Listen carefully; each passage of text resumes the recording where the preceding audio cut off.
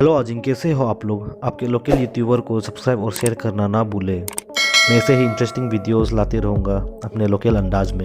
Recently scientist ने research के दौरान हजारों सालों से सोते हुए वायरस को जगा दिया, जिसका निकनेम है zombie virus. Sample this delicious crime against nature. Mmm, juicy, flavorful, with just a hint of... Hey, that's my check cashing arm, you stupid!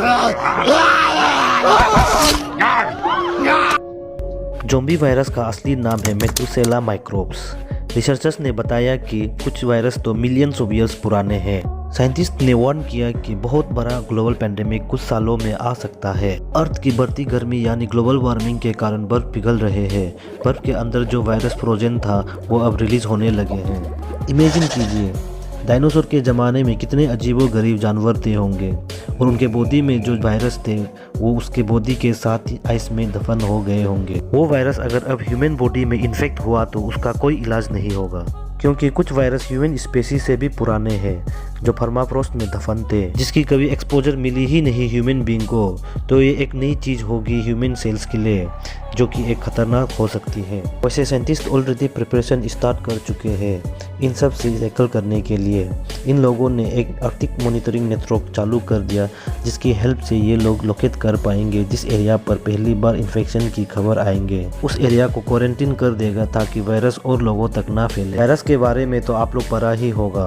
Virus एक ऐसी चीज़ है जिसे लिविंग और नॉन लिविंग दोनों कैटेगरी में आप डाल सकते हैं। जब ये होस्ट यानी इन्हें फेवरेबल एनवायरनमेंट मिलता है तो ये जिंदा हो जाता है, और इनको होस्ट के बाहर रख दो तो ये नॉन लिविंग थिंग बन जाता है। ये इंसान, जानवर और प्लांट्स को भी इन्फेक्ट कर सकता है। 2014 में एक जेनेटिसिस्ट मार्सेली यूनिवर्सिटी का, जिसका नाम था मिचेल क्लेवेरी, एक साइंटिस्ट का टीम लेकर साइबेरिया गया और इन ज़ॉम्बी वायरस का रिसर्च किया और पता लगाया कि ये वायरस अभी भी इंसान को इन्फेक्ट करने का कैपेसिटी रखता है। साइबेरिया में ऐसे बहुत जगह पर रिसर्च किया और बहुत वायरस का स्ट्रेन पाया, अलग अलग जगह पर अलग अलग वायरस। इससे ये पता चलता है कि हमें अंदाजा ही नहीं कि कितने खतरनाक वायरस परमाफ्रॉस्ट के अंदर फ्रोजन होंगे हजारों सालों से। ह्यूमन एक्टिविटीज जैसे कि परमाफ्रॉस्ट अंदर होल बनाकर ऑयल निकलना, माइनिंग करना एक बहुत बड़ा रीजन हो सकता है इन खतरनाक वायरस को वापस जगाने का। मुझे तो लगता है और 10-15 साल में ही हमें बहुत सारे पेंडेमिक्स देखने को मिलेंगे, क्योंकि आर्कटिक रीजन के बर्फ बहुत तेजी से पिघल रहे हैं। वायरस आर्कटिक रीजन से जाकर सागर में मिल जाएंगे, जहां Indian Ocean Bay of Bengal में इन्फेक्ट कर देंगे मछलियों को। और इंडियन के फिशरमैन जो बे ऑफ बंगाल इंडियन ओशन में जो फिशिंग करते हैं वो लोग इंडियन मार्केट में लेकर आएगा, जो पूरा स्टेट में फैल जाएगा, और जो कंज्यूम करेगा उसको इन्फेक्ट हो जाएगा, और वहाँ से human to human infection start हो जाएंगे। अरुणाचल में जो ड्राई फिशेस आते हैं ना, जो असम से होकर आते हैं, जो बमला मछली जो सबके लिए फेवरेट होता है, वो भी वहाँ से ही आता है, सागर से आता है।